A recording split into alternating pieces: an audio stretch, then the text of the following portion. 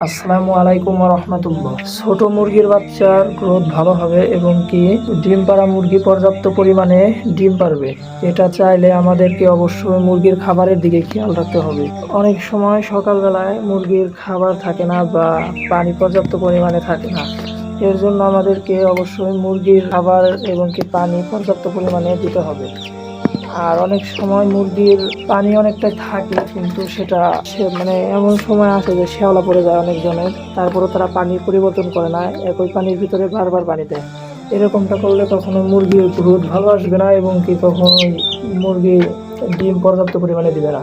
কারণ যদি পানি পিএইচ এর মাত্রা সঠিক পরিমাণে না থাকে তাহলে কখনোই মুরগির গ্রোথ ভালো হবে না, মুরগি সুস্থ হবে না, মুরগি অসুস্থ থাকবে। এর জন্য সবসময় নতুনভাবে পানি দিতে হবে, নাকি পূর্বের পানি ফেলে দিতে হবে, পাত্রটা পরিষ্কার রাখতে হবে। এখন আমি আমার বড় মুরগি সেটে চলে আসছি, এখানের পানিও আমি পরিবর্তন করে দিলাম। মানে আমার এই বড় মুরগিগুলোর গ্রোথ অনেক কম ছিল, ইদানিং অনেক ভালো হয়েছে আলহামদুলিল্লাহ। এই কারণটা হচ্ছে আমার এই মুরগিগুলো ছোট ফিড ছাড়া এবং কি চাল ছাড়া কিছু খেতে চায় না, ভাত খায়, কিন্তু চাল আর ভাত এগুলো খাওয়ানো কখনো মুরগিকে ঠিক না। ইনশাল্লাহ এটা নিয়ে ভিডিও আসবে, কারণ আমার মুরগির ছোট থেকে অভ্যস্ত এই ছোট ফিড খেয়ে। আমি এই মুরগির বাচ্চার ফিডগুলো এখন দেই, পাশাপাশি কিছু ভুট্টা দিই। আপনারা সবাই আমার জন্য দোয়া করবেন যেন আল্লাহ তাআলা আমার কাজে বারাকা দান করেন। আসসালামু আলাইকুম ওয়া রাহমাতুল্লাহ।